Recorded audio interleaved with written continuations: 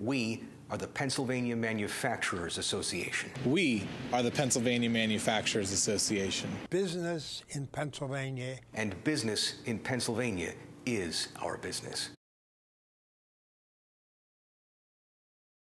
Our first question actually comes from the newsroom of WESB up in Bradford, and they got this question from that town's mayor. His name is Tom Reel, and he writes, Senate Bill 1 on pension reform, which just passed, only addresses state and school district pensions.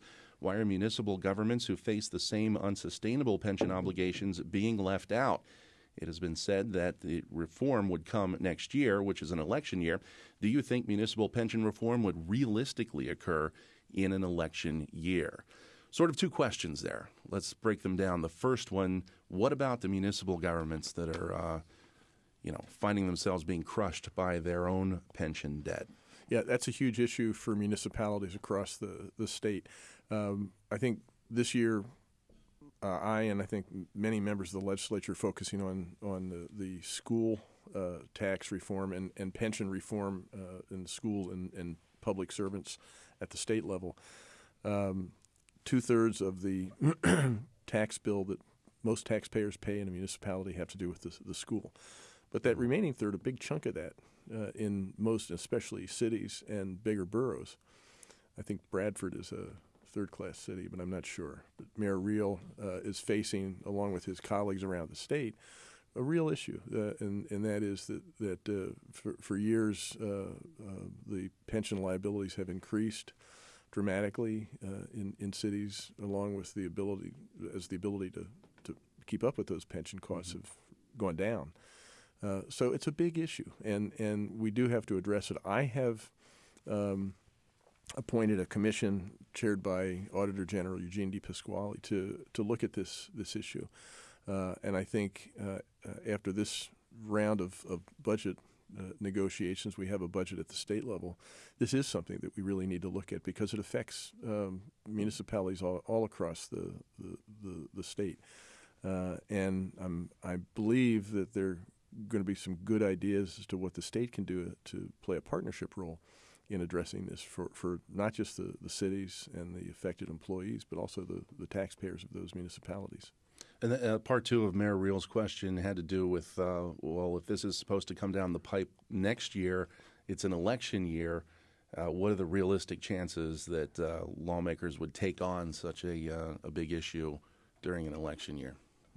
Well, that's a good question. I think there's every reason to take on a big question in an election year. History doesn't necessarily back that up. Yeah, though. well, this.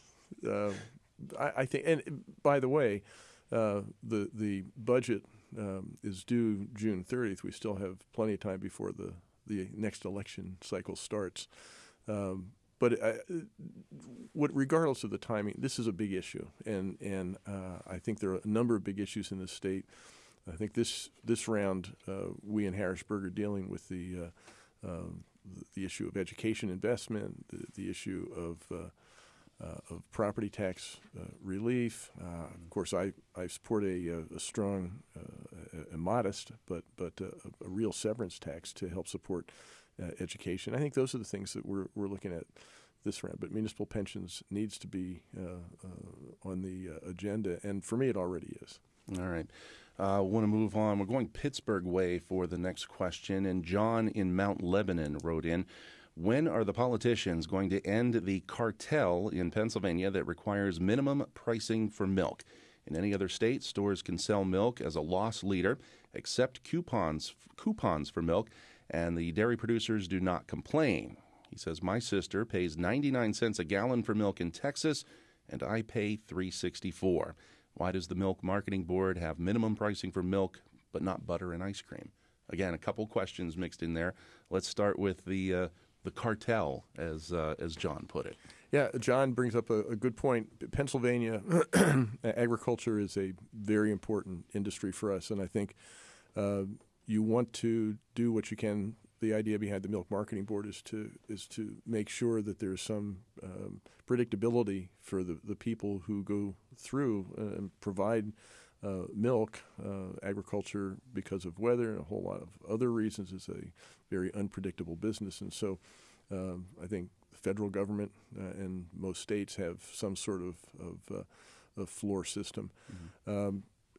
The point he brings up in terms of the comparison between our state and other states, I'm just not as familiar with. Yeah, and I haven't researched what they're paying in Texas, right. But 99 cents still sounds awfully low to me. Yeah, it does to me too. As a milk drinker, I think we need to. This is one of those things that call for a balance. And the balance that we're trying to strike to make sure that we have milk in Pennsylvania, that the producers have the incentive they need to produce that milk. His question about why not butter and cheese as well. Is there an answer to that? I don't know the answer to that question. Yeah. That takes more research.